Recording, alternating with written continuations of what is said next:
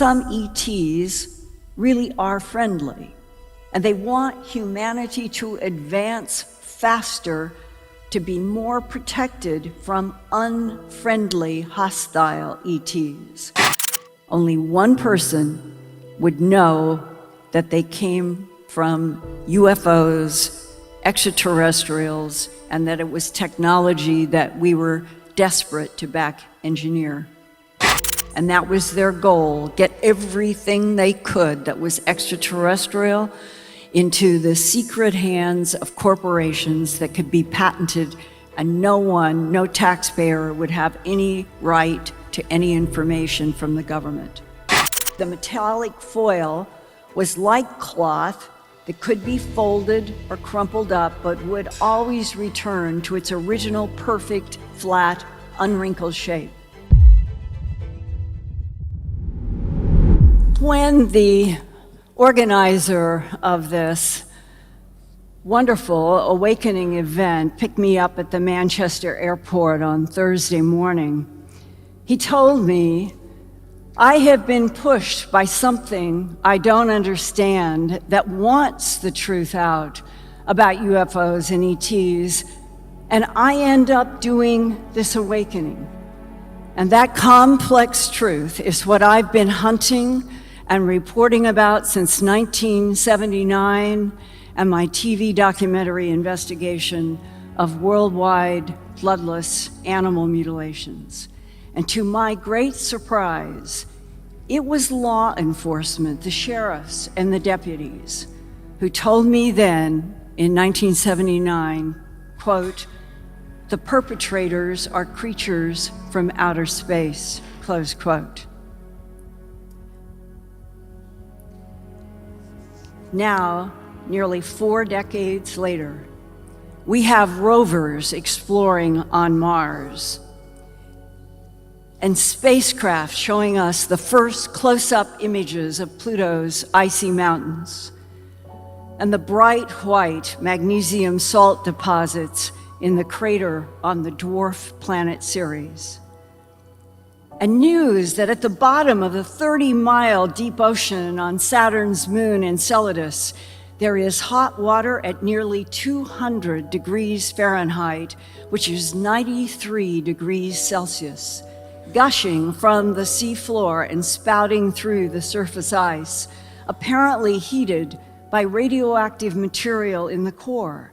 And that has provoked scientists to wonder if there are swimming creatures in that surprisingly warm moon water. As the future rushes toward us with a persistent mixture of lies and truth, I would like to sharpen focus on what happened 70 years ago when the front page of the Roswell Daily Record on July 8, 1947 was headlined, quote, "Roswell Army Airfield captures flying saucer on ranch in Roswell region. No details of flying disc are revealed," close quote. The truth? We now know it was not a disc. There were 3 crashed UFOs, and they were shaped like the heel of a man's shoe. There was a thunderstorm late at night on July 3rd to 4th, 1947, when 3 aerial objects merged on radar before 3 crash sites were found. The headline about the one came from Colonel William Blanchard. He was the commanding officer of the 509th Bomb Wing at the Roswell Army Airfield. Colonel Blanchard ordered his public information officer, Walter Haut, to issue a press release announcing that one of those flying saucers that people had been reporting that summer had crashed northwest of Roswell near Corona. Strange debris had been found by sheep rancher Mac Brazel on July 4th. 3 days later, on July 7th, the chief of the Roswell Army Airfield's 509th Bomber Group Intelligence Unit, Lieutenant Colonel Jesse Marcel Sr., went to the Brazel Ranch with Counterintelligence Corps agent Sheridan Cabot to investigate, and they gathered up peculiar silver foil and it folded just like cloth, and then it would spring open, and they would do this just like cloth, and it would return to a perfect, unwrinkled surface. And there were also long, thin I-beams with purple symbols on them. The next day, on July 8th, after the story broke on the front page of the Roswell Daily Record, the head of the 8th Air Force in Fort Worth, Texas, Brigadier General Roger Ramey, on the left in this photo, held a press conference with his Chief of Staff, Colonel Thomas Dubose, and they said, and this was a lie and they knew it, there was no flying saucer. They said it was just a weather balloon that exploded in the thunderstorm. And to strengthen that phony story, General Ramey had pieces of shredded weather balloons spread on the floor to be photographed so that newspapers would run the concocted story specifically to keep the public and media from knowing about the alien presence.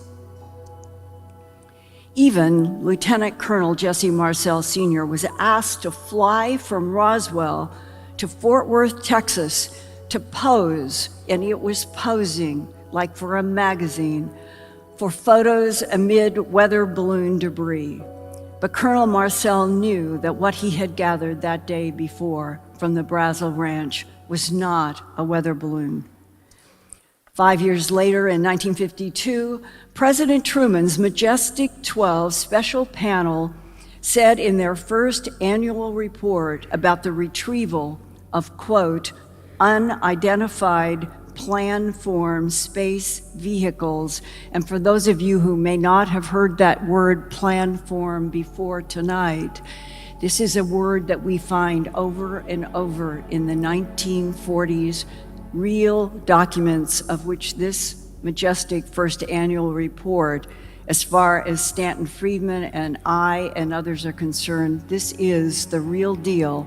And they were using the word planform for something that was delta-shaped and had swoopy curves. And here is right inside of this report, quote, radar film and tower logs do not explain the merging of 3 radar targets prior to collision and subsequent crashes. There were 5 recovered bodies, and recovered is misspelled in the original report, 2 of which were found in a severely damaged escape cylinder, and the remaining 3 bodies were found some distance away from the cylinder. All 5 appeared to have suffered from sudden decompression and heat suffocation, another misspelled word in the original document. So there were 3 radar targets, 3 crash sites. Landing Zone 1 was near Corona, about 75 miles northwest of Roswell. An interplanetary phenomenon unit summary, that's what they called themselves, on July 22nd, 1947, in its paragraph 12, stated these words, quote, the most disturbing aspect of this investigation was there were other bodies found not far from LZ1 that looked as if they had been dissected as you would a frog, close quote. Without explaining whether the bodies dissected as you would a frog were animal, human, or alien. Quote, animal parts were reportedly discovered inside the craft at Landing Zone 2, close quote, about 1986. I met somebody who knew firsthand about that specific crash at White Sands. And they told me that they knew for a fact there were photographs, animal parts were in compartments that went all the way around the inside of an interior round room. One of the reasons why the government felt it could not speak and could not allow any facts out. Landing Zone 2 was 20 miles southeast of Socorro, not far from Oscura Peak. That's the lower right, red circle, southeast of the Trinity site in White Sands Proving Ground, where the United States tested its first atomic bomb 2 years earlier in July of 1945. And Landing Zone 2 is where the animal parts were reportedly found inside what was called a well-preserved capsule that might have been ejected from the crashed vehicle at Landing Zone 1 near Corona. Now, Landing Zone 3 was 30 miles east of Alamogordo on the Mescalero Indian Reservation, and that third UFO had hit the ground so hard that it was crumpled like an accordion.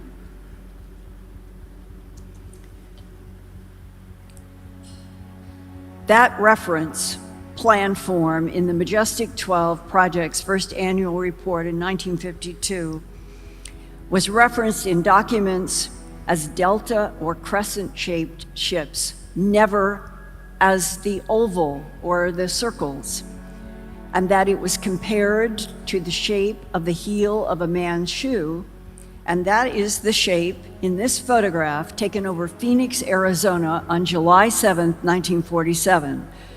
This is the same week as the Roswell crashes. The box camera photo was by William A. Rhodes.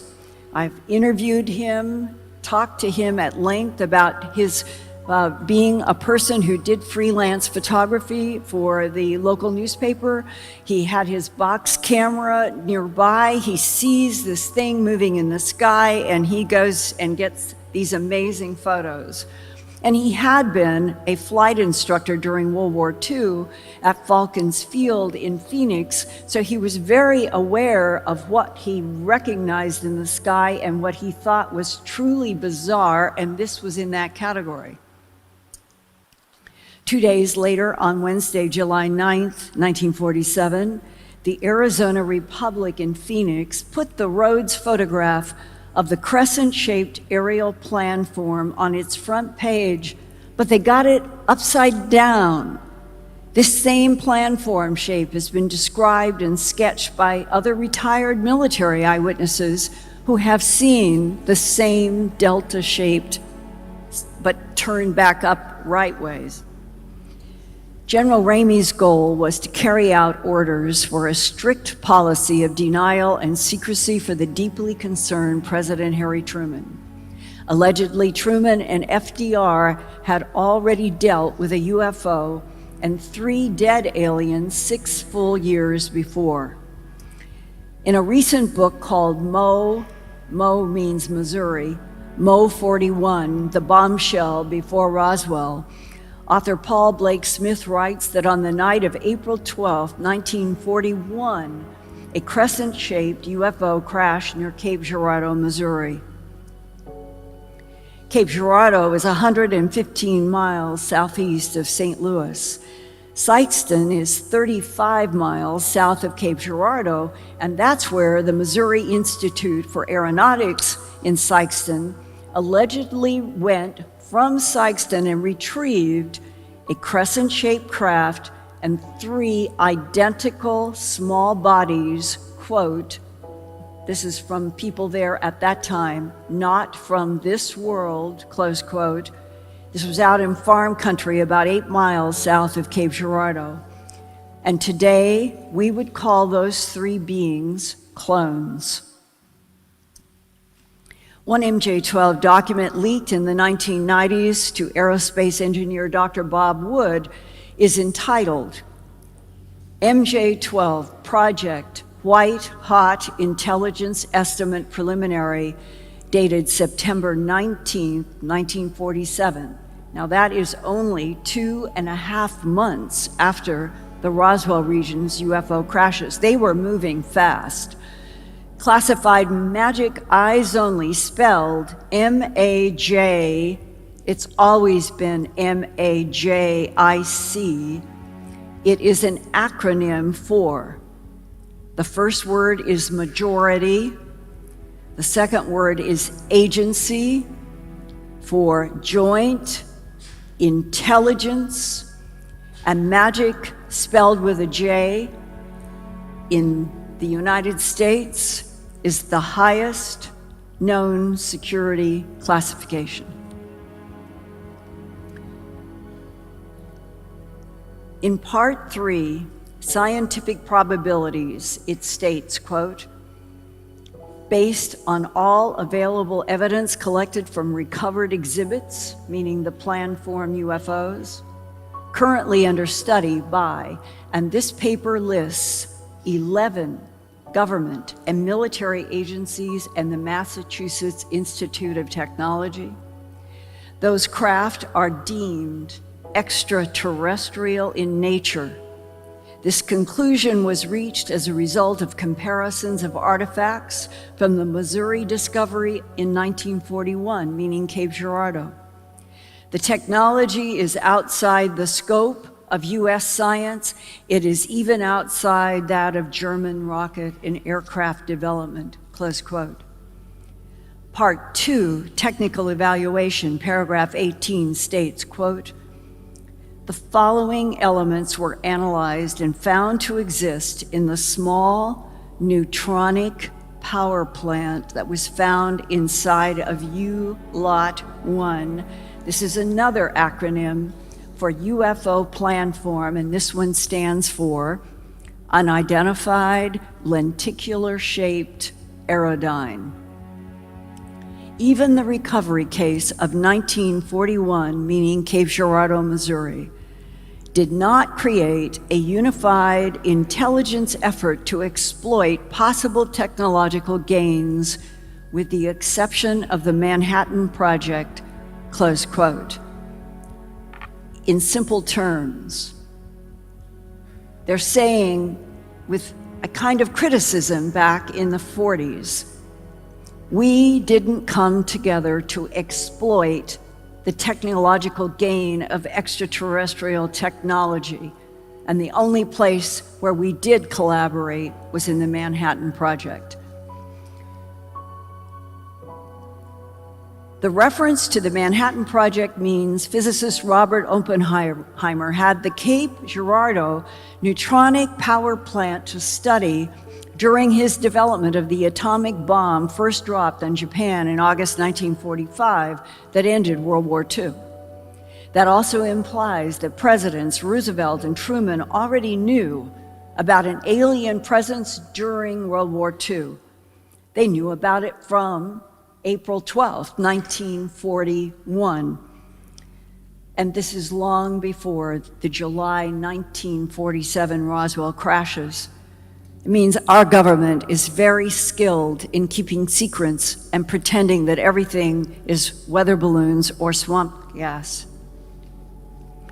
And those men running the government in the US made a decision to keep everything secret about UFOs and the ETs that they had retrieved, both dead and alive. And for those of you who may not know, FDR, George Marshall, Secretary of War, Cordell Hull, Secretary of State, Harry S. Truman, who was head of a Democrat committee having to do with the funding of what was called then the War Office. Remember, there was no Department of Defense, there was no Pentagon, there was no Area 51. It was Washington, D.C. and the Capitol. They were all 33rd degree Masons. And there are sub-stories to this about how those men knew a lot, but they were used to keeping secrets, and they decided that this had to be a secret to be kept. Much of the content in those early reports was drawn from what Lieutenant General Nathan Twining discovered on his secret mission for President Truman soon after the New Mexico crashes. That's when General Twining viewed the 5 alien bodies and craft found at Landing Zone 2 near Oscura Peak and the Trinity site at White Sands. In 1947, General Twining was commander of the Air Materiel Command. 10 years later, President Eisenhower would appoint him chairman of the Joint Chiefs of Staff.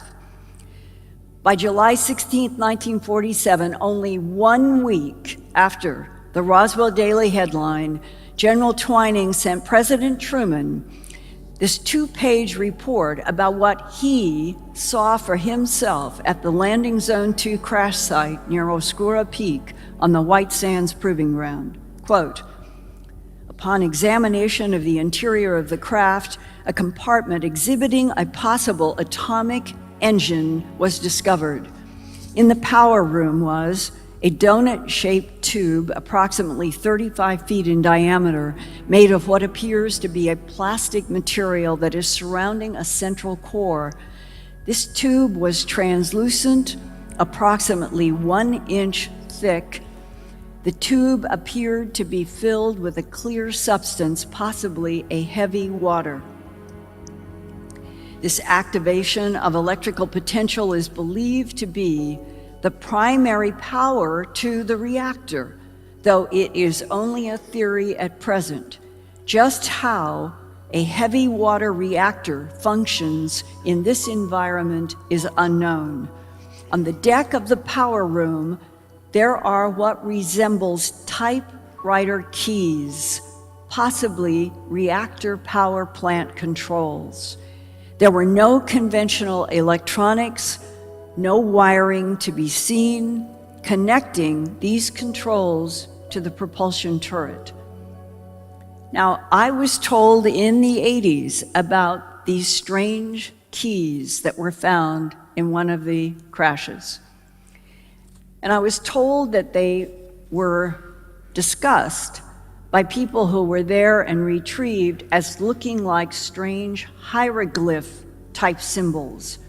Think of Egypt, those are hieroglyphs. Tibet, for example, would be lines and dots. Hieroglyphs, think of Egypt. The 1952 MJ-12 first annual report said, quote, the technology may be eons ahead of us, meaning thousands of years beyond us on Earth.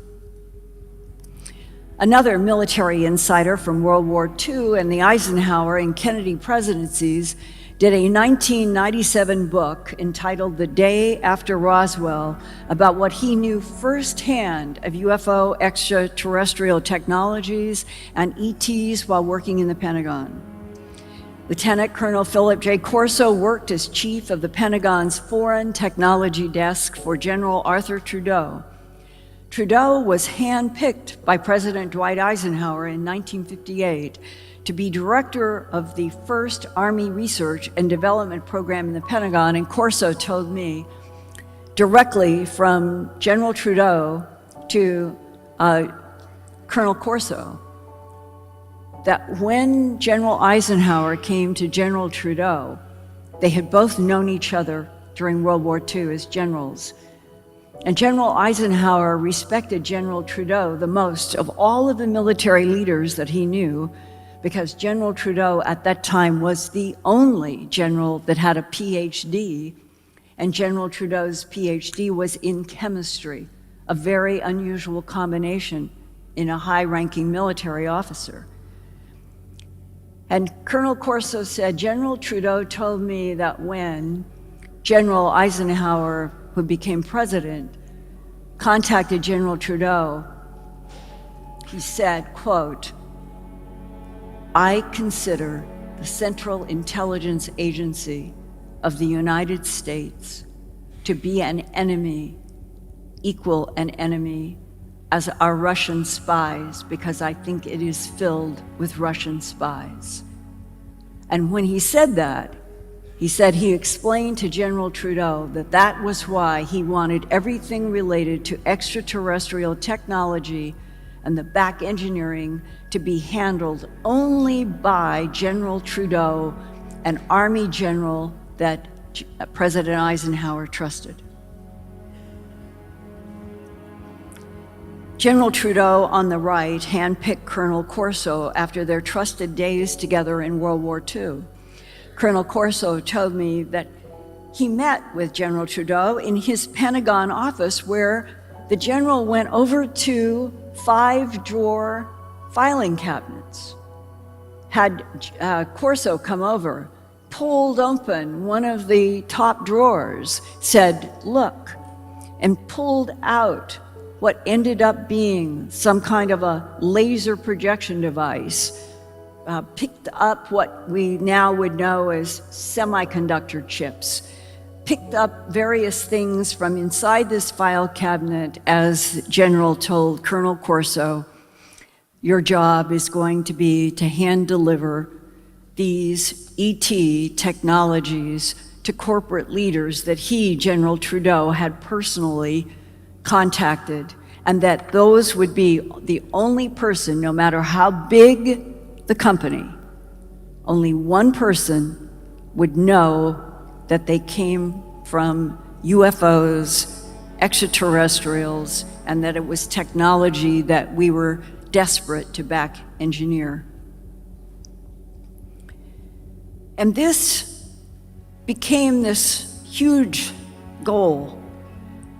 If you patent in the United States and you put some sort of a corporate logo on it, you are outside of Congress, you are outside of the government, you are protected by laws in the United States, and that was their goal, get everything they could that was extraterrestrial into the secret hands of corporations that could be patented, and no one, no taxpayer would have any right to any information from the government. And no one in Congress, no one in the Supreme Court, and let alone the taxpayers in the United States would know anything about what was happening since World War II. General Trudeau and Colonel Corso were the beginning of the United States' serious efforts to develop a secret space program. Yes, it has existed since the end of the 1950s, that would use retrieved extraterrestrial technology for advancement. Meanwhile, NASA, under CIA control, NASA has always been birthed under the umbrella of the CIA, despite its presentation to the world as being a public agency. NASA would be the public camouflage for what was behind the scenes, a dark and growing underbelly of America, spending trillions of secret dollars, but unknown and untouchable. In June 1997, Time magazine did a cover story on the 50th anniversary of the Roswell crashes, and I was there to speak for that 50th commemoration. There I met and talked with Colonel Corso about his work for General Trudeau, and when Colonel Corso was introduced to me, he extended his hand to shake mine, and he said, "Linda, how the hell did you get so much classified information?" And I laughed because all of my information had come from real ranchers and real people in the human abduction syndrome, showing that our government did not have control over everything that was happening between an alien presence and the general public. And he meant the animal mutilations that I had investigated from my TV documentary, A Strange Harvest, that was first broadcast May 28, 1980 on Denver's CBS station KMGH-TV, where I was director of special projects. That's when sheriffs and ranchers told me the perpetrators of the bloodless, trackless animal deaths were, quote, creatures from outer space, close quote. Ranchers had seen glowing lights in night skies emit beams down into their pastures. A few had even seen a cow lifted up in a beam of light or lowered to a pasture dead and mutilated. But none of those eyewitnesses would stand up in front of my TV camera for fear of ridicule from their fellow human beings. Before he died, Colonel Corso talked to me in private about the highly classified documents he had read in Washington, D.C., dated as early as 1951, 1951, about animals found in several parts of the world with bloodless excisions and no tracks around them. Colonel Corso said the classified reports that he read specified that the perpetrators of animal mutilations were, and these were the words he used, extraterrestrial biological entities. But why? This illustration is by a Missouri horse rancher in 1975 who saw this glowing being at his gate during a time when he found several newborn foals and young horses bloodlessly mutilated in his pasture. Eventually, our government would realize that many of the UFO pilots and other non-human entities were cloned androids or human ET hybrids produced from genetic harvests from Earth life, including animal mutilations and human sperm and egg extractions during abductions. Our government, according to Colonel Corso, learned that in spite of the mutilations and abductions, some ETs really are friendly, and they want humanity to advance faster to be more protected from unfriendly, hostile ETs. So there was urgency in General Trudeau's goal to get alien technologies back engineered and patented as fast as possible to keep them from Germany and Russia and to support a secret space program that might have to, quote, do battle in real Star Wars, close quote.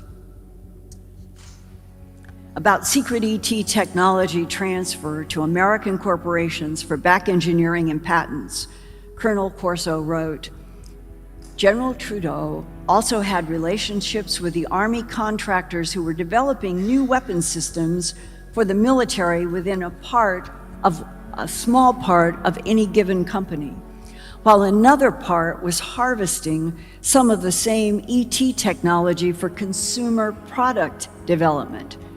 These were companies such as Bell Labs, IBM, Monsanto, Dow, RCA that became General Electric, and the aviation and medical companies of Howard Hughes, close quote.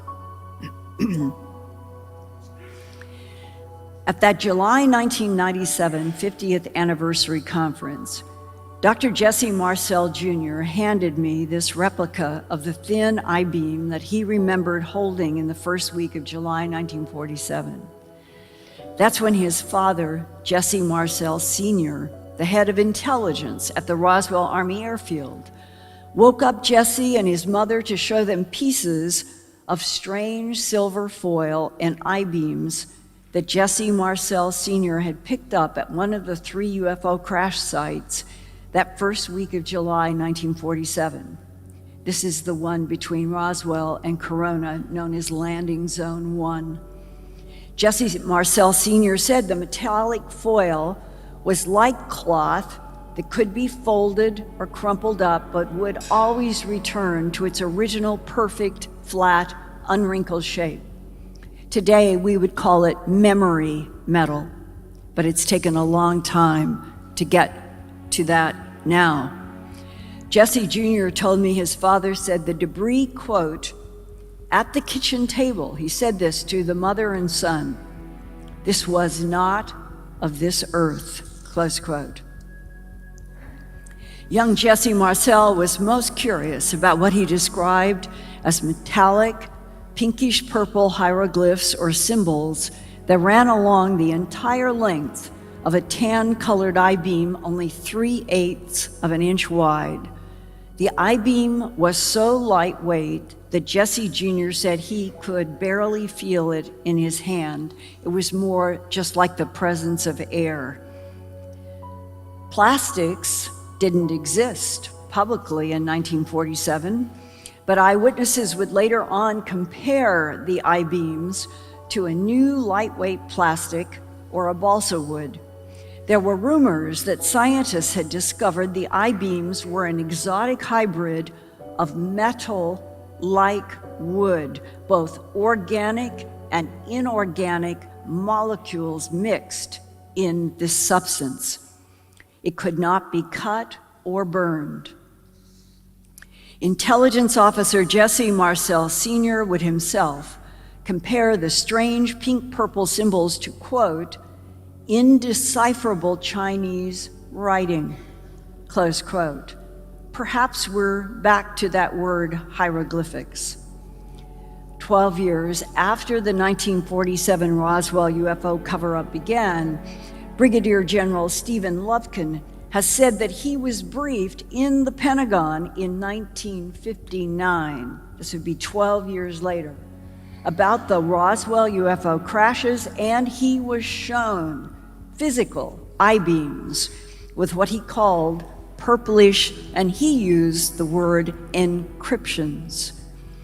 Encryption means encoding messages or information in such a way that only authorized parties can read it. Another source, Steve Lytle, reported that his mathematician father was asked by government authorities to, quote, decipher the I-beam symbols, close quote, but no one was able to, and those weren't the only mysterious symbols to show up on UFOs. In 1803, we're really going back in time, on the east coast of Japan, in the Hitachi province, fishermen reported that a pale, red-headed, alien-looking woman suddenly emerged from under the ocean waters in a round craft that had symbols on its surface. The woman was inside the craft clutching a box. Eyewitnesses called her Utsuro Bune, meaning ship hole, because her sea craft was shaped like a rice bowl. People who saw the craft said the top was like glass or crystal. When the red-haired woman spoke, it was in a language that no Japanese person had ever heard before. What language was she speaking? Where did she come from? What was in that box? Nobody knows. Eyewitnesses claimed the same red-haired woman and craft were reported in other parts of Japan as if she were flying around in the craft. She was always reported to be tightly holding the box. 177 years later, on December 26, 1980, after midnight, Staff Sergeant James Penniston at RAF Bentwaters Woodbridge in England would also encounter a strange craft with symbols in Rendlesham Forest. When Sergeant Penniston dragged his fingers over the symbols, his mind was filled with zeros and ones of binary code and telepathic impressions of a time machine from a distant future where an advanced civilization was dying out. Its mission was to harvest genetic material from Earth to use as, quote, band-aids to extend the future civilization's survival. There was no pilot. The triangular craft operated with alien self-activating software. Now here is a comparison of two Utsuro Bune symbols marked with red circles that are variations on the Jim Penniston triangle and circle symbols in the lower left. And we're going to see this triangle circle symbol again as recently as the end of June 2015 in another UFO encounter. But first, going back to August 28, 1991, 11 years after Sergeant Penniston touched the symbols on the alien craft in Rendlesham Forest, Soviet authorities were tracking a UFO on a zigzag course at 4,225 miles an hour. That's 6,800 kilometers an hour. The rapid radar track vanished over Kyrgyzstan. A year later, in June 1992, a search party found a cylinder-shaped craft with strange green symbols on it. The investigators reported, quote, powerful electromagnetic field emanating from this wreckage, close quote. All photographs and videotape recordings were overexposed, allegedly from radiation at the site. The craft had crashed in the 𝗪𝗓𝗦𝗧𝗧 Gorge, also known as the Devil's Grave, in the central Tian Shan Mountains of eastern Kyrgyzstan. And then, 14 years later, in late June of 2015, an Army sergeant with his wife, 2 young children, dog, and cat began moving from Hunter Army Airfield near Richmond Hill, Georgia, on the Atlantic Ocean to Fort Carson in Colorado Springs, Colorado, planning to go through Atlanta. He set his truck's GPS for the route, and they planned to travel at night when it was cooler with less traffic and stay in motels during the day. The husband, that I call Sergeant CJ, and his wife were shocked when a bright white light in the sky suddenly came down very rapidly toward their truck. The Army sergeant estimated that the disk hovering above their truck was 820 feet long, that's nearly 3 football fields, and nearly 200 feet high. There were bright white sparks projected out beyond the craft front and back. Below the midline, there was a row of 5 dark-colored symbols, and he told me, quote, "In the Army, I'm a trained observer. I've been doing this for 15 years. I'm able to identify high-velocity rounds as well as mortars, rockets, artillery, aircraft, all types of aircraft. I'm trained to do that for whatever comes down in front of us on military missions. This huge craft was beyond anything that I had ever been trained for," close quote. Sergeant CJ's wife remembered the UFO's surface glistened like an oil slick of rainbow colors when it tilted toward them. She also thought there were round lights around the perimeter. The encounter was from 1:25 to 1:29 a.m. Eastern on the early morning of June 29, 2015, according to Sergeant CJ's digital watch that he looked at when the craft disappeared by blinking out in front of them. It didn't move, it just simply disappeared in front of their truck. The couple felt confused and disoriented.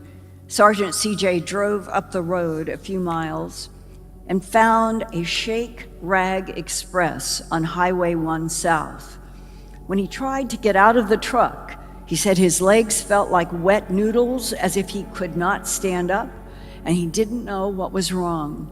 But the greater shock was when he bought some food. The Shake Rag Express receipt showed they were in Wadley, Georgia, way off their GPS course to Atlanta and on to Colorado. The couple had no idea how they were diverted north without realizing it from their GPS-programmed route that should have taken 4.5 hours for the 250-mile drive from Richmond Hill, Georgia via Route 16 to Route 75 into Atlanta. But what happened next implies that the diversion on Route 1 north to the rural countryside of Wadley, Georgia, was under the control of an alien intelligence in order to transmit binary information into Sergeant CJ's mind. First, let's compare the June 29, 2015 Wadley craft symbols with the December 26, 1980 Rendlesham Forest incident. The far left symbol on the Wadley, Georgia disc seems to match the far left bottom symbol that Staff Sergeant James Penniston sketched after touching the raised symbols on the black, glassy, triangular craft in Rendlesham Forest, England, near RAF Bantwaters Woodbridge Air Force Base on December 26, 1980. Also, Sergeant Penniston's ring around the triangle with the 2 black circles resembles the second symbol from the right on the Wadley disc that has a ring around a triangle with 3 smaller circles, similar to Sergeant Penniston's ring triangle with 2 circles. Sergeant CJ and his wife were very confused about what had happened, and CJ continued driving northwest to Atlanta again on a different road. They finally checked into the Magnuson Hotel in Kennesaw, north of Atlanta, at 7:36 a.m. on June 29, 2015. They slept in the day, so it would be cool at night to travel with their kids and the dog and the cat. And then they got back on the road, headed for Kentucky. The credit card sales receipt for the Motel 6 in Paducah, Kentucky, shows CJ and his family checked in at 5:13 a.m. on June 30th, 2015. They were exhausted and everyone fell asleep. But Sergeant CJ found himself waking up in their Motel 6 bathroom, holding a ballpoint pen in one hand and the letter-sized receipt from the motel in the other hand, staring at the back of the receipt covered with squares and lines, and could see his own pen trailing off to WTF. Is there anybody here who doesn't know what those letters stand for? During our first interview about this high strangeness, he asked that his voice be electronically altered because he is active Army and he wants to remain anonymous, but he's trying to keep me in his loop about what is happening even to this day. Sergeant CJ talks about a vivid dream he had before becoming conscious in the bathroom. In the dream, light gray alien beings wearing dark lenses over eyes very similar to but larger than human eyes are warning about a threat to Earth. Have you seen the symbols in sleep or in your mind's eye? Usually in my sleep. And that first time that it happened was in that hotel. I do not remember getting out of bed and walking into the bathroom with a pen in my hotel room sheet and doing that. I literally woke up standing there after I had finished. Have the symbols been repeated in addition to the squares and the vertical lines? Yeah, I've seen them again in dreams.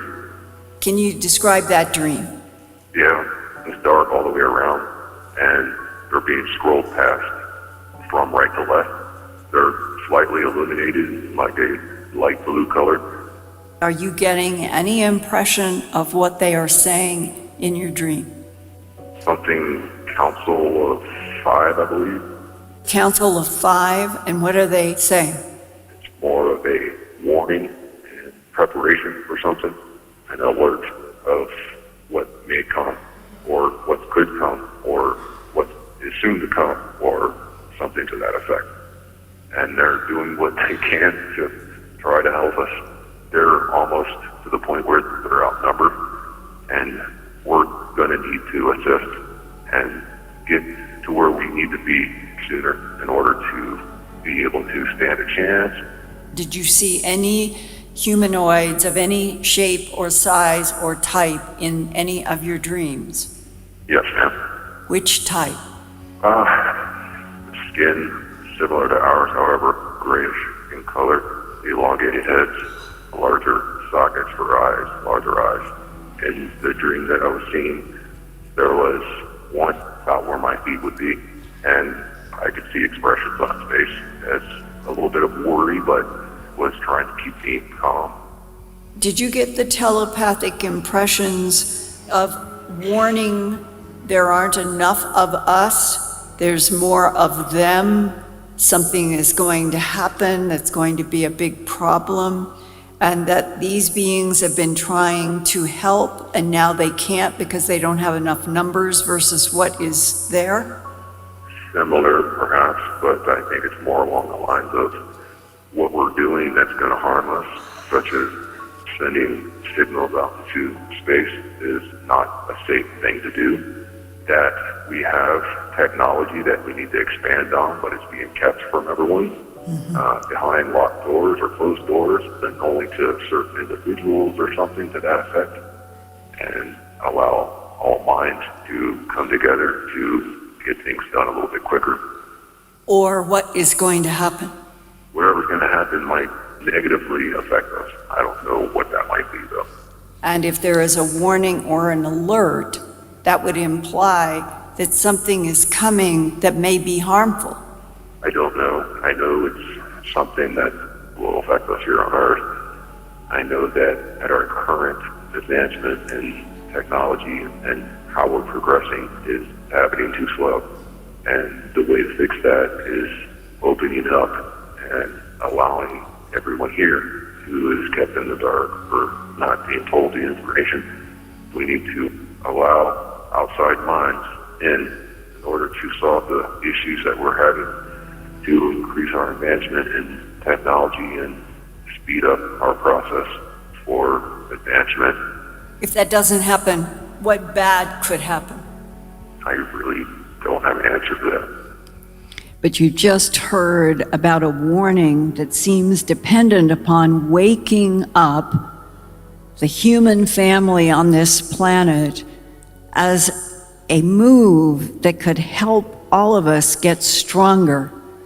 The awakening is happening, whether it is small in the minds of somebody like Sergeant CJ or large like we're experiencing together in Manchester, that something is impending that he puts in the dangerous category.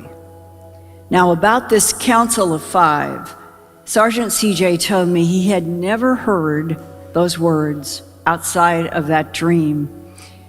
When you Google ET or Alien Council of Five, and the first time I ever heard it or did it was after the interview with him, this is one of the websites that comes up that lists 5 alleged alien races that include EMERTHER, apparently pronounced 𝗪𝗓𝗕𝗦𝗧𝗓. The website Alien Axioms describes the 𝗪𝗓𝗕𝗦𝗧𝗓 as, quote, one of the founder races of the Council of Five, ancient and more advanced on many levels than most cosmic intelligences. Allegedly, it was the 𝗪𝗓𝗕𝗦𝗧𝗓 that wanted to meet with, or did meet, American President Dwight Eisenhower, perhaps over stopping atomic bomb testing, close quote. The website states, without giving information sources, quote, very little is known about the 5 alien races that make up the Council of Five. These 5 races have been protecting Earth and humans for a long time, and they last met together on this planet in 1944. That would be the year before the end of World War II, but during the height of World War II.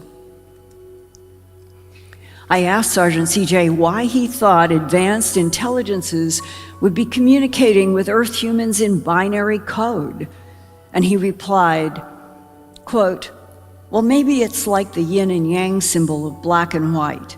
So zeros and ones can be used all over the universe to communicate, close quote. Well, on Earth, this is what standard ASCII 8-bit binary code looks like. It starts with the number 0.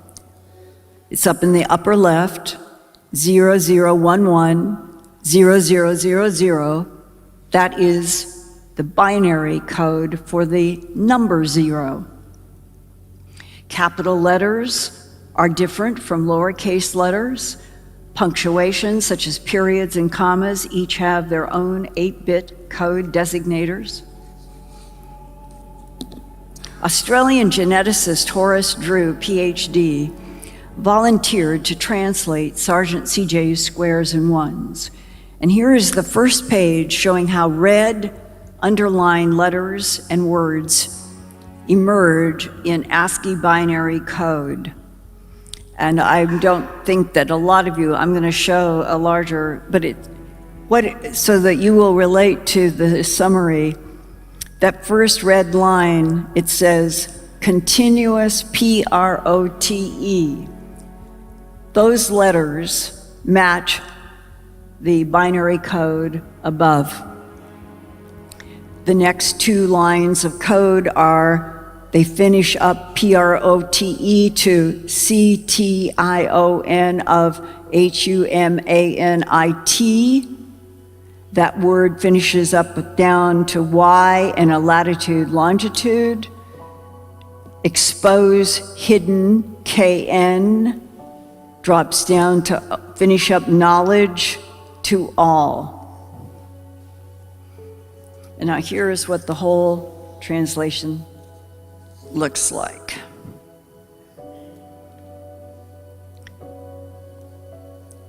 Continuous protection of humanity, 49.27 north, 11.5 east, expose hidden knowledge to all citizens, advancement imperative for planetary survival, beware of Orion 1350.3 and 𝗪𝗓𝗕𝗦𝗧 39.1 70, avoid signal messages sent. Now, Horace Drew in Sydney, Australia, said about beware of Orion numbers, quote, the two coded numbers 1350.3 and 39.1 70, they relate, he thinks, to the distance in light years from Earth to the Orion Nebula, which is, this is an astronomical fact, 1,350 light years from Earth. The binary star system of Zeta Reticuli is 39.17 light years from Earth. Zeta Reticuli 1 is supposed to be the original solar system source of some of the gray aliens, close quote. Now that last line seems to relate to Sergeant CJ's dream information about the danger of Earth sending out SETI signals without knowing who is on the other end. That same warning came in 2015 from Elon Musk, Bill Gates, and physicist Stephen Hawking about don't send radio signals out from Earth that might be intercepted by something hostile out there. Now let's go back to that first line that says continuous protection of humanity, 49 degrees, 27 minutes north, and 11 degrees, 5 minutes east. If that latitude and longitude are supposed to be a location on Earth where ETs from the Council of Five are supposed to be protecting humans, how odd that it turns out to be town center of Nuremberg, Germany. Nuremberg was a significant city for the Nazis in World War II, and it was the location of the international war crime trials after the war ended. But Nuremberg was also famous more than 400 years ago in 1561, when immense black cylinders appeared in an early dawn sky and released many strange blue, black, red, and orange spheres, rods, and crosses. Many people watched the aerial machines clash in battle above a great black spear that remained stationary for an hour-long conflict. Some UFOs crashed and burned, as you can see in the lower right of this famous woodcut by German artist Hans Glaser. So who in that aerial UFO battle might have been protecting humanity, as stated in the Sergeant CJ binary code, quote, continuous protection of humanity, continuous for hundreds of years, thousands of years, millions of years. David Wilcock and Corey Good now say that they have information that there have been large monument, pyramid building, other intelligences on this planet, on the moon, throughout this solar system, throughout the Milky Way galaxy for 500 million years. That's 500 million. Where did they go? Now, what could the battle be about? Let's go deeper into binary code messages by comparing Sergeant CJ's string of zeros and ones to Sergeant Jim Peniston's back on December 26, 1980. That was the night that Sergeant Peniston, with Airman First Class John Burroughs and Airman 𝗪𝗕𝗦𝗧, were ordered into Rendlesham Forest to investigate strange colored lights moving around in the tall forest. It was on civilian land that ran along RAF Bentwaters Woodbridge, and then, at that time, that was NATO's largest airbase. This is page 1 of the binary code written down by Sergeant Peniston after he touched the raised symbols on the surface of a mysterious black, glassy triangular craft on the forest ground. The red lines mark off the groups of 8 zeros and ones to match against that ASCII code that I showed you that would translate for letters and numbers and caps and lowercase and punctuation. At the right is the summary translation beginning with exploration of humanity, a series of binary numbers. Then it says, this was the original translation, 3 times, 333 or 666, and then the number 8100. This is page 2 of Peniston's binary code that translates into that latitude and longitude, which turns out to be Nuremberg, Germany. And the all-cap word continuous for planetary advance. 4th coordinate, continuous, question mark, all caps CEPR, question mark, before. And after the word before on page 5, Peniston's writing trails off, stopping. After those first 5 pages of code were translated, Peniston then released one more batch of zeros and ones. This is Peniston's personally approved and official release of his binary code translations, in which he added 6 more latitudes and longitudes that, depending on the decimal point placement, which is totally interpretive, these sites could be Caracol, Belize, Sedona, Arizona, the Great Pyramid in Giza, Egypt, the Nazca Lines in Peru, Taishanku in China, and the portal at the Temple of Apollo in Naxos, Greece. And then these strange words, quote, eyes of your eyes. And in the last line, the number 8100 is repeated as, all caps, origin year 8100.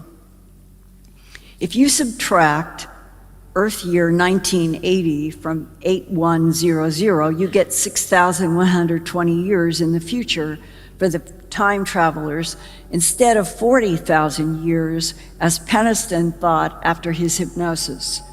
But it can also be argued that the time travelers from a distant future were not referring to Earth-based 365-day year cycles of time. It is also important to understand that Peniston did not have any decimal placements in his string of zeros and ones. So each latitude and longitude could be any one of 24 possibilities, according to retired astronomer Mike Reed. For example, in the second line, latitude and longitude, when a decimal was tried in a different position than the high Brazil option shown here, it precisely matched, right down to like a square foot, the town center of Woodbridge, not far from the air base and Rendlesham Forest. Professor Reed felt strongly the Woodbridge option made more sense because the black triangle craft would likely be emitting a continuous stream of location information to whoever sent it to Rendlesham Forest. All of the name locations in parentheses are arbitrarily selected decimal point placements as well, but were more logical choices than other latitude-longitude possibilities that were out in the oceans in the middle of water, except for the selection of High Brazil, which came from an ancient sea story about an island west of Ireland that only appeared once every 7 years. Adding to its mystery were the tales of people who actually went out in boats trying to reach the island and who never could, and the Ancient Aliens TV program chose that option because that fit the Ancient Aliens theme, and that's why it's on the list instead of Woodbridge Town Center. Okay, now let's compare Sergeant CJ's first June 30th, 2016 binary translation on the top, 35 years after Sergeant Peniston's first binary release from his December 26, 1980 encounter. Words that stand out as similar over those 35 years and two different binary experiences are continuous, humanity, and advanced planetary survival.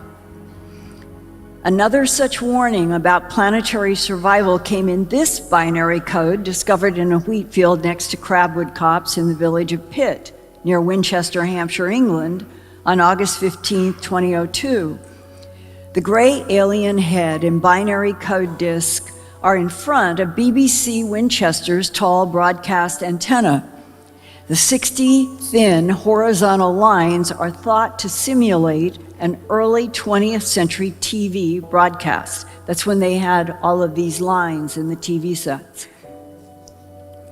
The implication seemed to be that the crop formation was a reply to Earth TV signals. But was the warning from the alien depicted in the wheat holding the binary disk? Or was the warning about the alien in the wheat pattern? The three star-like objects on the alien shoulder resemble the famous Orion belt stars, so many people have thought that there is a threat from something associated with the Orion constellation. The start of the Crabwood August 15, 2002 binary spiral of code begins, and you see part of it, the black 0010, and that is the beginning. You can see capital B over here from the ANSCII 8-bit, 0100, and B, and the 0100 is going from bottom to top around in a spiral. That's where the capital B comes in. And then the rest of the message, which is in standing crop and laid crop, the standing crop would be the ones, the flat crop would be the zeros, and you get BEWARE.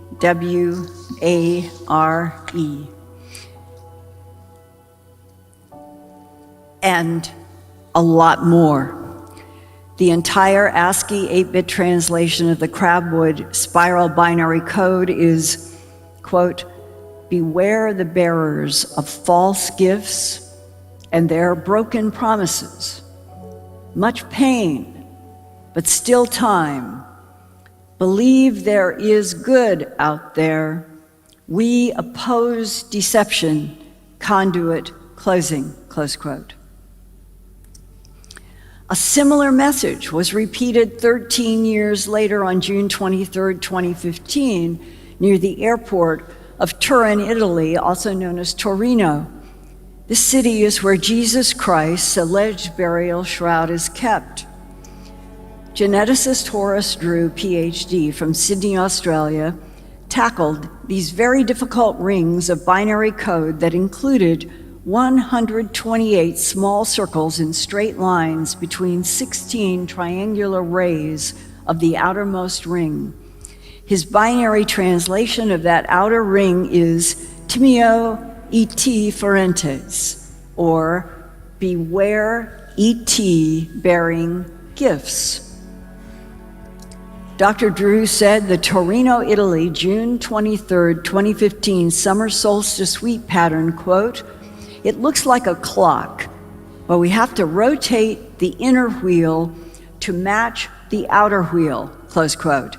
And even though the inner ring binary code is not clear, Dr. Drew thinks some of it warns about a Trojan horse event coming to Earth. He wonders if the Trojan horse is an invasion attack by gray ETs from Orion and Zeta Reticuli, warned about by the Emerthers in Sergeant CJ's binary code. And that came only 7 days later, on June 30th, 2015, in Wadley, Georgia. So you have the event in Torino, Italy on June 23rd, and then you have the encounter with the 820-foot wide disc and the zeros and ones on the back of the receipt from the hotel 7 days later in Georgia, June 30th, 2015. Sergeant CJ did receive more telepathic downloads coming into his head at night. He said the squares and lines came faster than before, so it was hard for him to write it all down. He also could see that some of the squares were darkened, and he managed to get some of the new communication written down along with his comments about what was happening. From November 20th to the first week of January 2016, Sergeant CJ was waking up a lot yelling. I talked with his wife, and she said he woke her up talking loudly and was often saying a string of zeros and ones. It scared her. Through tears, she told me how much it scared her and she wanted it to stop. Sergeant CJ said he was trying to concentrate on the dark shadings in the squares that he hadn't been able to copy before because the images moved too fast in his mind's eye, but finally he thought he was getting some of it in these new pages. It is interesting that both Sergeant CJ and Sergeant Jim Peniston, 1980 and 2015, they both describe seeing the zeros and ones coming from the right side of their mind's eye, coming across in a stream right to left, and that Peniston said he never could get them out of his head. They just kept rolling till he sat down and wrote them all down. Sergeant CJ says that they will come across, and he is aware that they're there, and they're not holding in his mind. It is as if they keep repeating in some, so that he can get up and write down in a notebook, which he keeps, trying to copy as they move right to left in his mind's eye. Dr. Drew researched binary codes and found this one at thinkersmith.org that uses squares that are either clear or blackened to represent ones and zeros, very similar to what CJ was using, but Sergeant CJ had no use for and had never used binary code before this experience began. Horace Drew applied it to Sergeant CJ's new pages. On the far left of this graphic, Dr. Drew's binary translations are in those red letters going vertically down next to each of the letters that they represent, and that left word is imminent, and then code for space, and this is what is there. Imminent threat soon upon Earth's leaders and civilizations. Expose and disband hidden knowledge to all citizens. Employ safe and controlled joint study to all minds. Progression imperative for combined survival. Embrace this space vessel threat, and the rest of this makes no sense to any of us. 000 journey 12 in brackets, LY should be light year, so we assume it's 12 light years. Ikes, we assume that's President Eisenhower. Embedded, citizens are ready. AISCLOSE, evolve. close evolve, and then 6 ones. Then royal 𝗎𝗓𝗓, that word is there.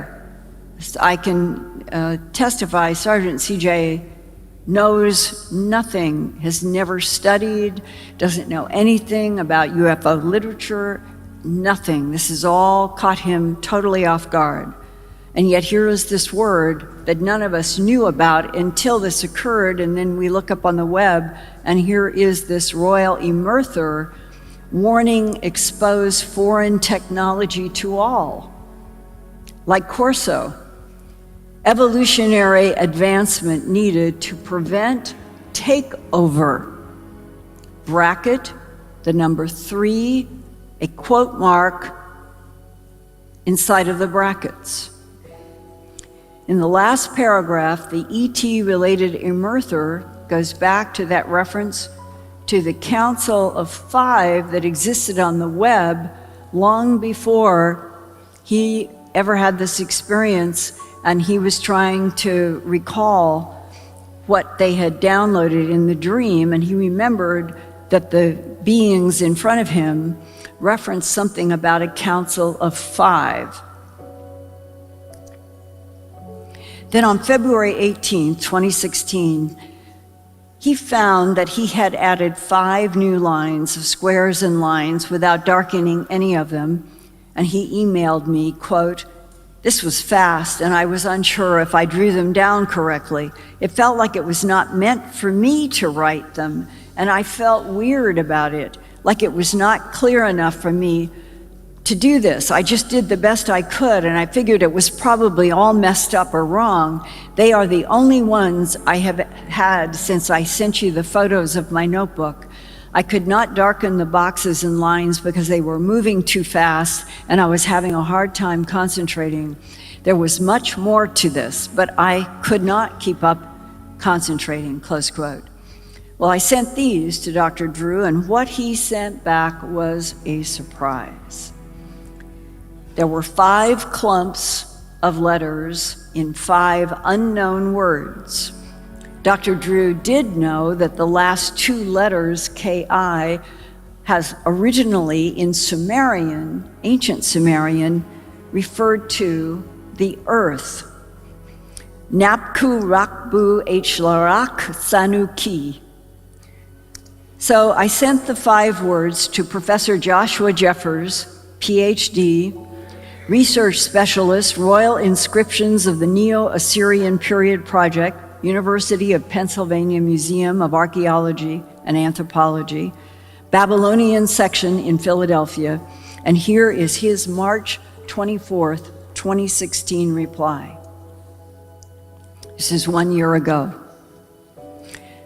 Quote, "The first 2 words and the 4th word look to be Akkadian and not Sumerian. The first could be the god Nabu, but without the cuneiform, it is difficult to say since there is no divine classifier before it here," close quote. Now, Nabu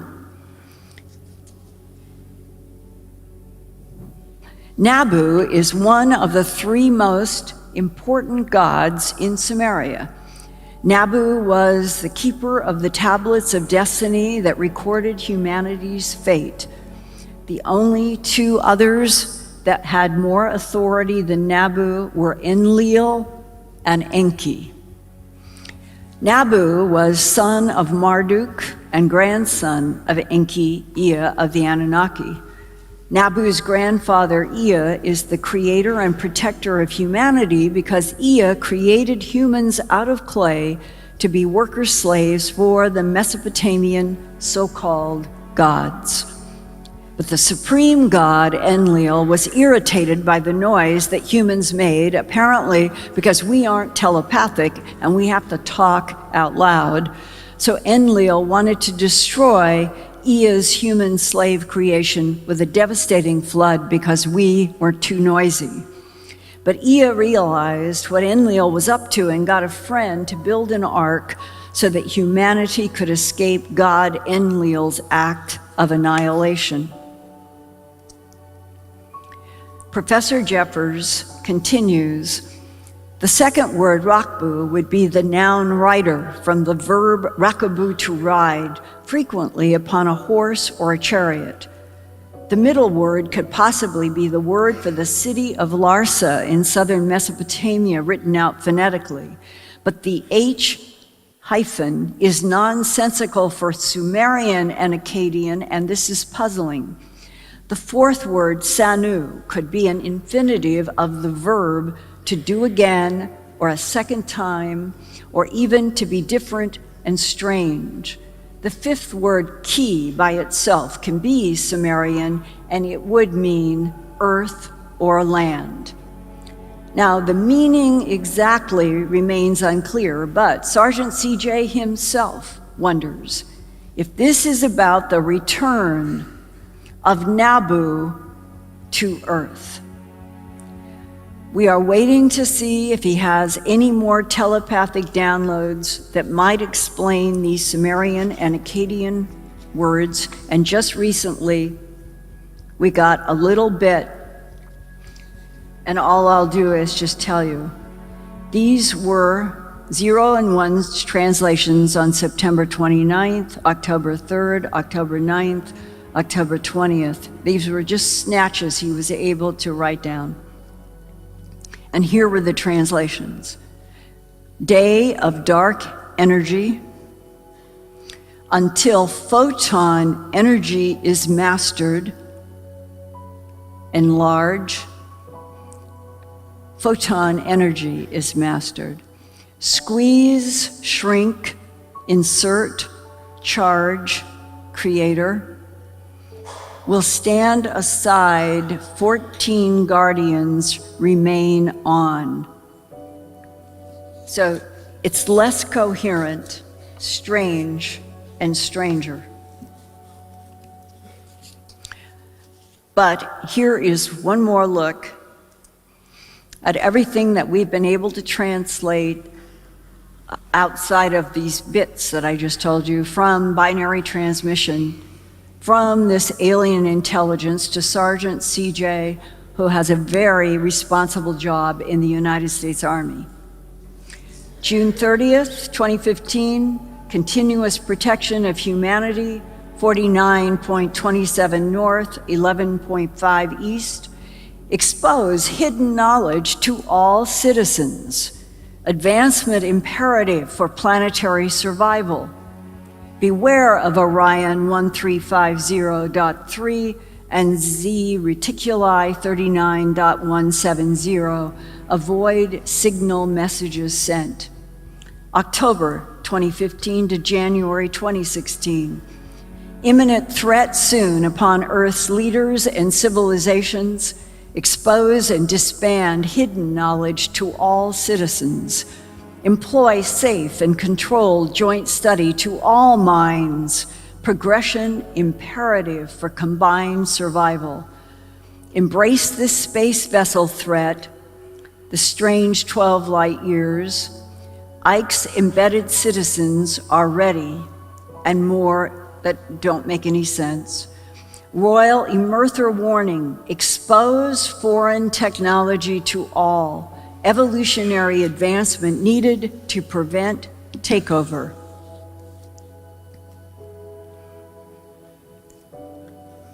Time machines, alien life trying to survive in interplanetary genetic missions, ET hybrids and clones, eons beyond us, as the MJ-12 documents say. Whistleblowers have reported that alien technologies can make their various spacecraft, androids, and other ET technologies invisible to human eyes. They can be anywhere around us on this planet at any time, in the sky, in the water, on the land, and we cannot see. This naval ship fading into invisibility is an October 2015 Northrop Grumman Facebook posting. In addition to invisibility, the extraterrestrial technology is described as functioning with self-activating software that can neutralize gravity and project three-dimensional holograms as camouflage that human eyes and minds cannot detect in the earth. The alien goal, they say, is to harvest genetic material from this planet's animal and human life in order to create a large ongoing supply that you're looking at of rapid cycle-cloned and hybridized body containers with very advanced technology that some people in the human abduction syndrome refer to as the resurrection tubes. And I'd like to underscore how important these illustrations that I'm showing you are, because I was contacted by a man who had worked for the Defense Intelligence Agency for 23 years.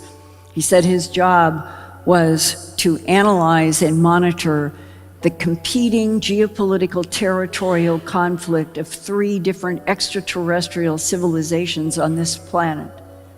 And he said, we thought that the rapid cycle cloning technology was one of our government's greatest secrets. And then I get a call that you have 110 pages in your book, Glimpses of Other Realities, Volume 2. And I got the book, and I'm looking at drawings of our secret. I'm looking at maps of our secret. I am reading about all of these details, and I had to meet and ask you questions because it was so compartmentalized. That truly happened. This is very, very important. I first learned about the cloning tube technology the first week of March 1991 when I received in the mail a large envelope that contained an audio cassette, a letter, and several color drawings from a woman named Linda Porter. She was born in 1946 and began having memorable experiences with non-humans by age 12 in 1958.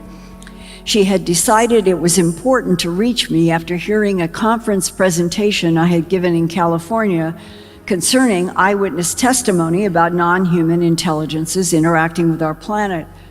She was concerned about her vulnerability as a person caught up in the human abduction syndrome and was frightened about the United States government's policy of hiding the alien presence. She's another who thought everybody should know and it might make a difference in protecting us rather than hurting us. Her letter began, quote, "We abductees are caught in the middle of a series of ongoing events that will one day prove to be historically significant to the future of the Earth. Unfortunately, because of our continuing non-voluntary interactions with these beings, we have, in a sense, become victims of both sides of the phenomena.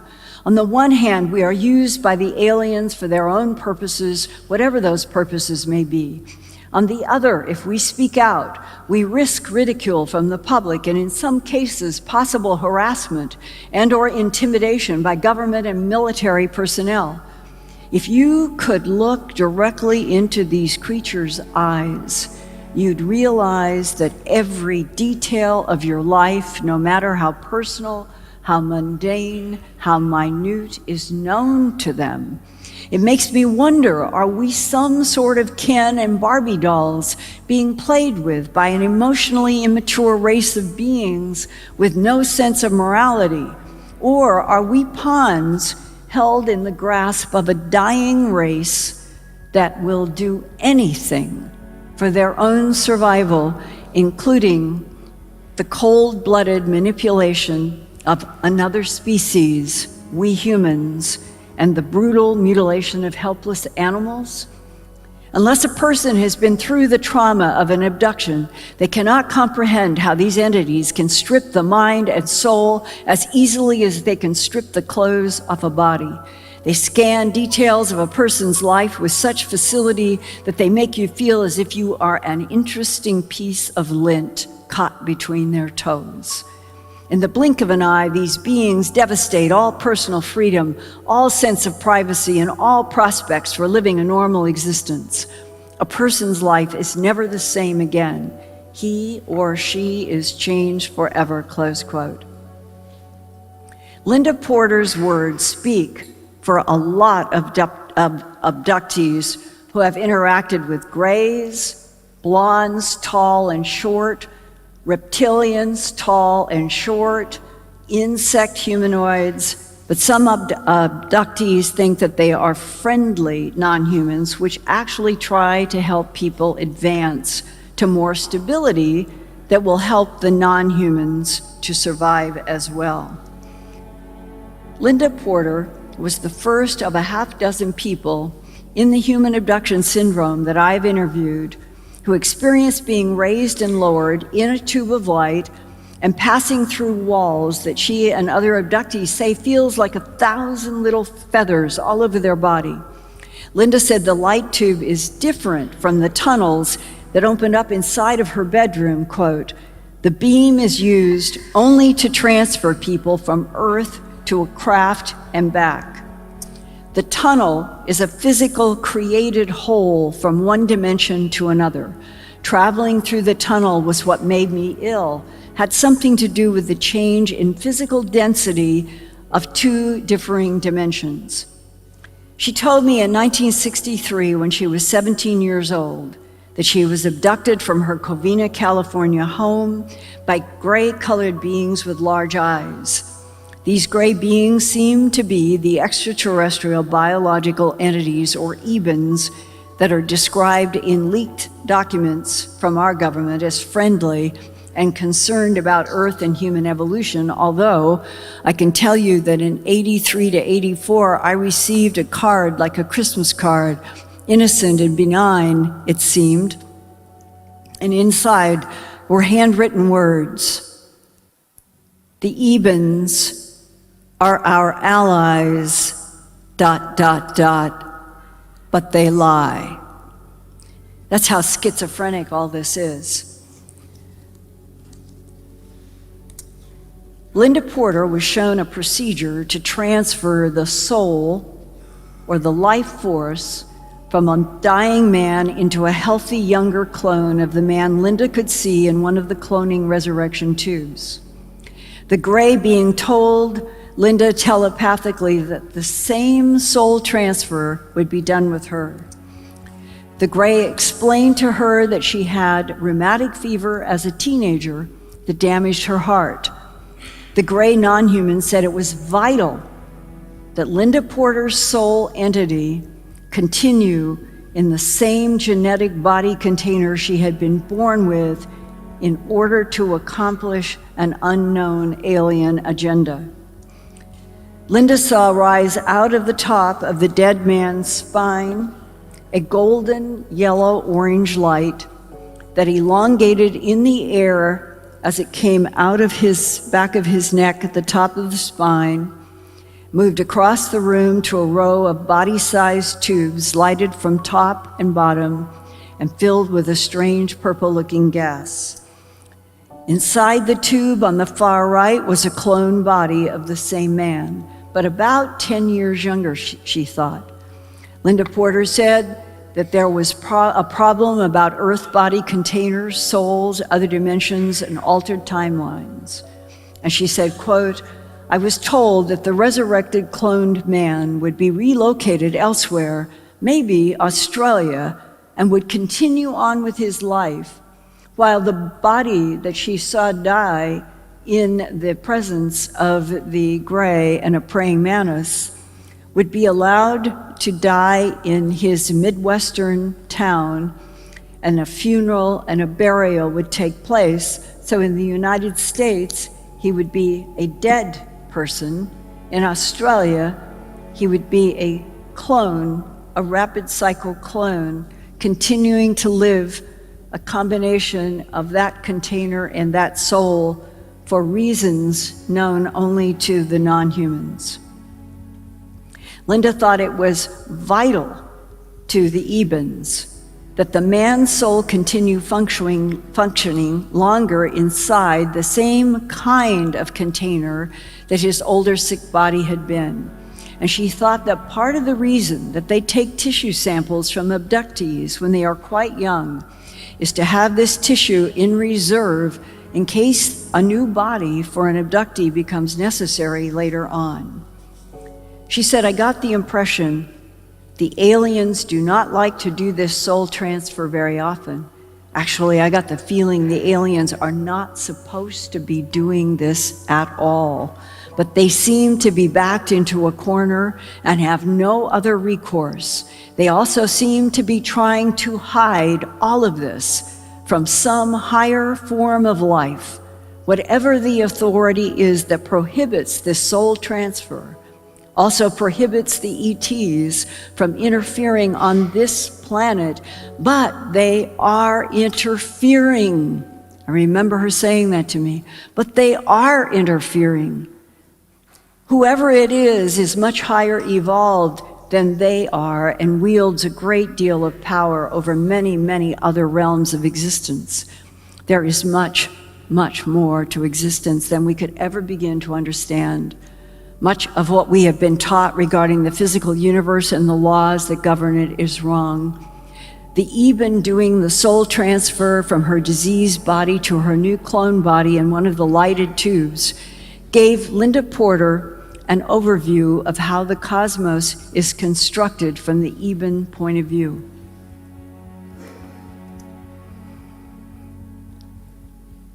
The universe is built on sound patterns, which is why so many different worlds, dimensions can exist in the same space. Each is on a different frequency. Disrupt a world dimension to the point that you destroy the carrier wave it exists on, and you have created a hole in existence that cannot support the dimension above or below it. Each frequency, besides maintaining its own world dimension, also supports or holds in place the one above it and below it. Everything is interdependent.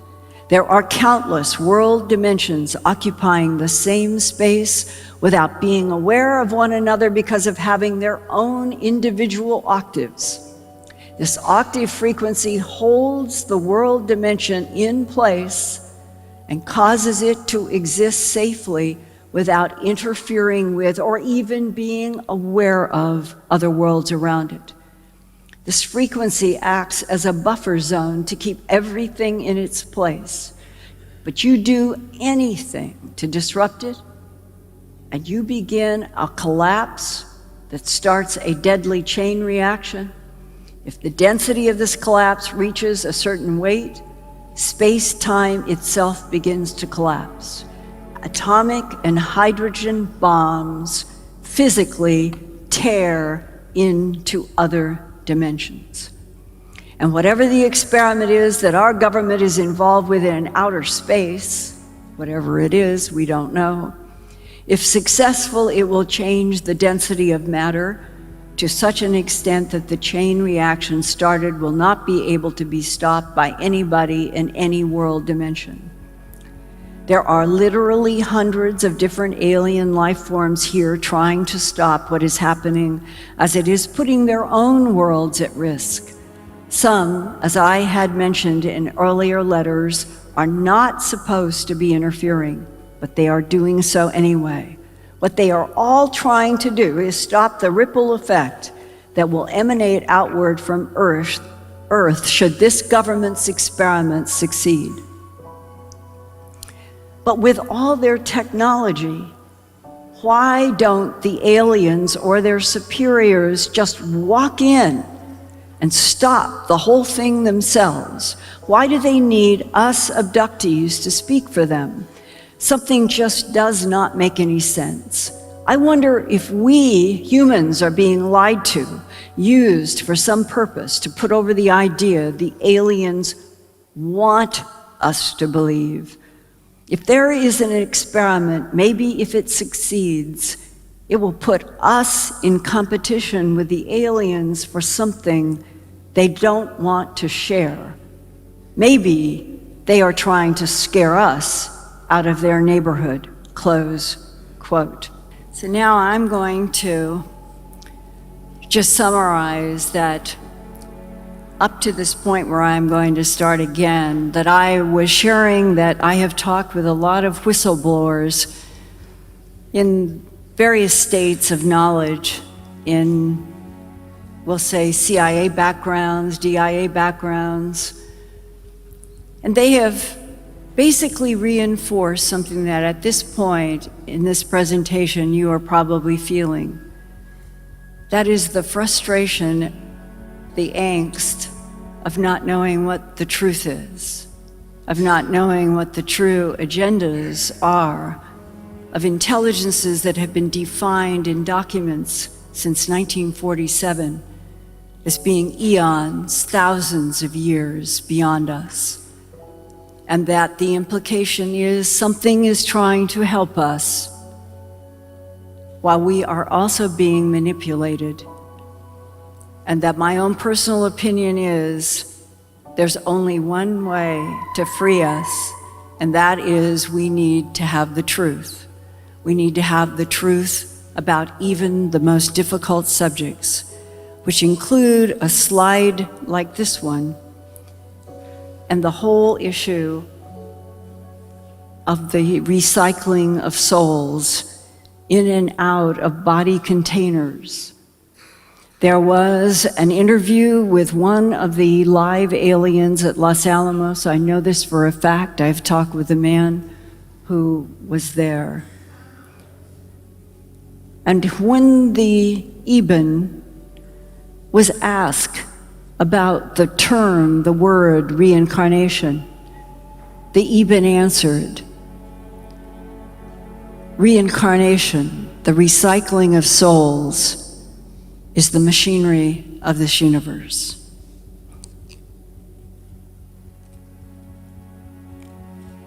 And I ask, did he say anything about the devil, Christ, God? And the answer that I was given was, quote, there is an evil force. Even the Ibns talk about it. There is a supreme being, and then there is the evil one. The evil entity, the Ibns are as scared of that evil entity as we are of the devil. Sherman said, I don't know where the devil is, but what worries me is that if the Ibns are scared of him, I'm damn scared of him, because the Ibns can control everything. They have been around this universe and done everything. And if they believe in the same supreme being that we call God, and they say there is an evil one, then there really is a devil. And I ask, would the devil be equal to and opposite of the positive God? Are there two gods? Sherman answered, I don't know. You can think about that forever. There's another thing that puzzles me. The Ibns say that everything that occurs in our time span has occurred before. I guess it means we're just right in the middle of a huge, big circle, and it just goes round and round again. And the way I see this is that the earth was created, and one day, 5 billion years from now, the sun is going to expand, and earth will be engulfed and destroyed, and everything goes back into a big bang, and then everything starts all over again. I ask, when the Yellow Book talked about the supreme being that created the universe, did it say anything about parallel dimensions, parallel timelines? Sherman said, nothing. The aliens talked about the vastness of the universe, that there are life forms everywhere.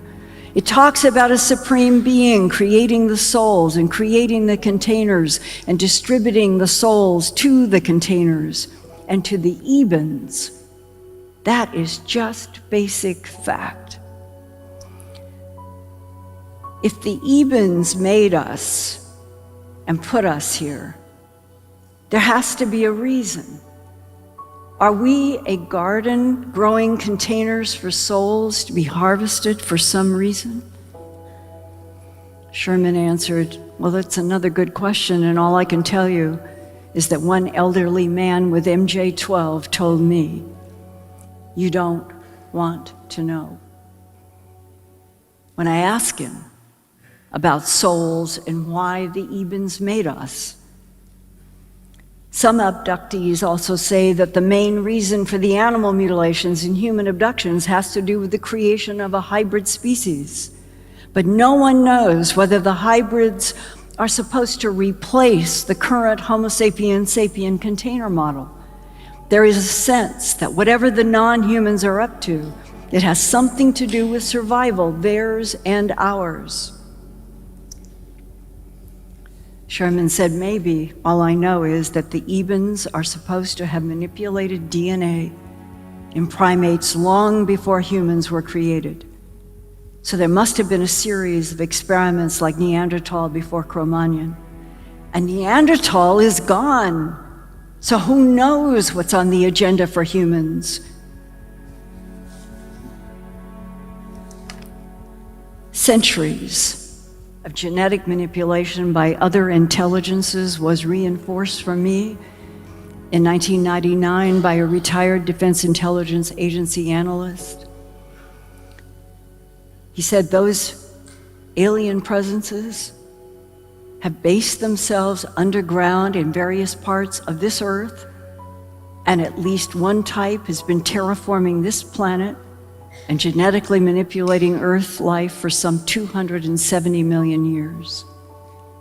And he said they made the dinosaurs, that it was an 85 million year laboratory experiment, that this planet Earth is considered a laboratory. The DIA analyst was especially interested in the resurrection technology described by abductees Linda Porter.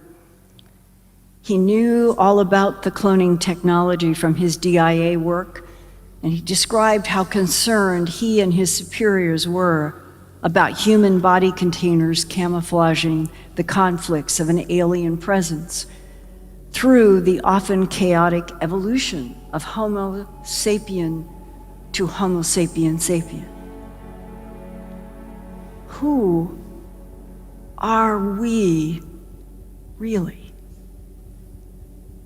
Does someone else own or battle to keep ownership of Earth? Are humans unwitting pawns in a multi-level chess game? If we are, is there an alien ally, a Prometheus or Enki trying to help us advance more rapidly in order to better survive, as Sergeant CJ said? Is there truly some kind of alien threat from beyond the alien presence underground on Earth in our solar system? Like what happens if Osiris or Zeus or Jehovah or Nabu return? Our planet is now in the midst of its 6th mass extinction of plants and animals because of humanity's spread around the planet, destroying and paving over so much ground that once sustained abundant Earth life. We are currently experiencing the worst period of die-offs since the loss of the dinosaurs 65 million years ago. Scientists estimate we're now losing animals, plants, and insects at 1,000 to 10,000 times the rate prior to the 20th century, with dozens of species going extinct every day. That means by the end of this 21st century, as many as 30 to 50% of all Earth species could be gone. Perhaps the non-human intelligences which watch this planet can see humanity's own future hanging in a balance, but will not allow humans to destroy the Earth laboratory. Perhaps that is why the aliens increased their interference at nuclear missile sites and human abductions, despite aggressive government efforts to keep everything about the alien presence a big secret. One fact is certain. No matter who made humans or why, life on Earth is not guaranteed. But if the chokehold on the truth were released, and the entire human family could know everything the governments and the militaries are hiding about an alien presence on this planet that still manipulates DNA and harvests Earth life, perhaps human tribal warfare would slow down in the alien concocted Garden of Eden, where a reptile was the teacher. In November 1984, I was a speaker at the University of Nebraska with astronomer and UFOs founder J. Allen Hynek, PhD. I presented about animal mutilations, and Dr. Hynek talked about UFOs, and afterwards he said to me, "Linda, let's let our hair down with each other." And I thought, wow, I'm going to learn what Hynek really knows about UFOs and ETs. And we went to a quiet room away from the conference buzz, and to my surprise, he began with these words: "The most important book I have ever read and hope that you will read too is Theosophy by Rudolf Steiner." And in that book, first written in 1922, Steiner summed up his understanding about the relationship between the human mind, body, and soul, and that the soul is the animating force of all matter bodies. Neither Hynek nor I knew that he would pass into another dimension only a year and a half later from a brain tumor.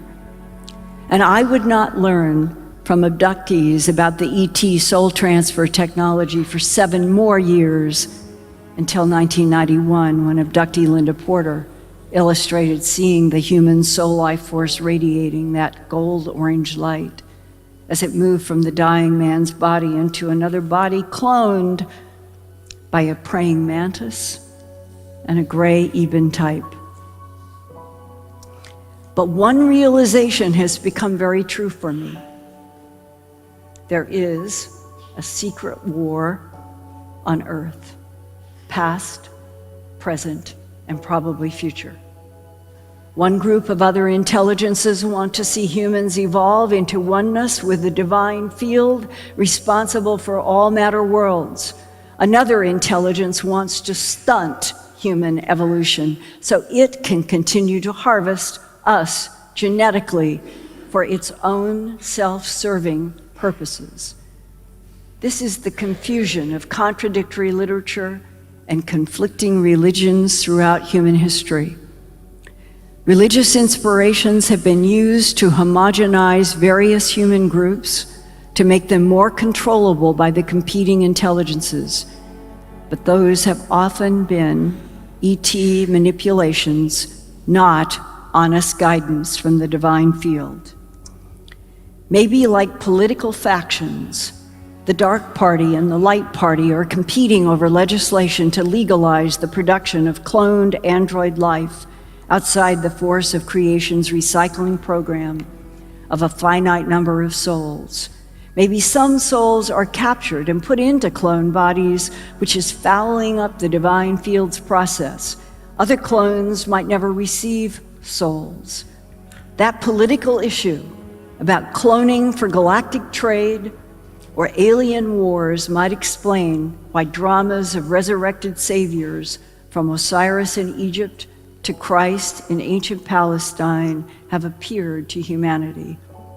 Osiris and Christ were beings with human bodies and mysterious divinity who empathized and emphasized that death in the body does not end life for the soul and spirit. That concept underlies the Egyptian obsession with mummies and sacred rites to protect the soul at the moment of death from competing forces. If there is a finite number of souls, as the government whistleblower told me once, and that they are under a strictly regulated God force recycling program, then clone bodies and androids might end up outside, excluded from that recycling process. The full scope of this complex, multi-layered chess game for souls, spirits, and bodies of humans, extraterrestrials, angels, and time travelers might be beyond human ability to understand. One scientist in New England, who has also been abducted by gray beings who repaired his diseased heart, told me that he was shown holograms that depicted a series of universes in pairs, mirrored images, each the opposite of the other, from the subatomic to the macro. He said, quote, "Our universe is paired to another universe which is completely opposite of this one. There, the skies are glowing white with dark suns. Colors are indescribable and iridescent. Time flows to the past like a conveyor belt. At the moment of death, in our universe, we move through a tunnel to change charge in order for the soul to move into the mirror universe where it is all light. There, time moves to the past, and souls return back here in this universe in a route that he said was drawn for him by the aliens as our infinity symbol.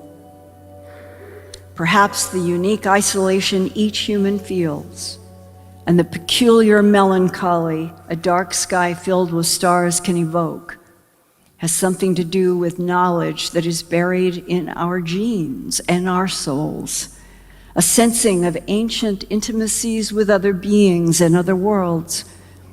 Now, in this time of revolution, when the whole world will know we are not alone in this universe, our greatest challenge as a species will be to stand up unafraid before the old gods and watchers. Ultimately, I am convinced there is a common bond among all life forms ebbing and flowing on spirals of different frequencies supported by a singular force, an invisible matrix of energy from which everything emerges and to which everything returns. If you like this video and you want to see more amazing content, go ahead and check out the next video on our channel.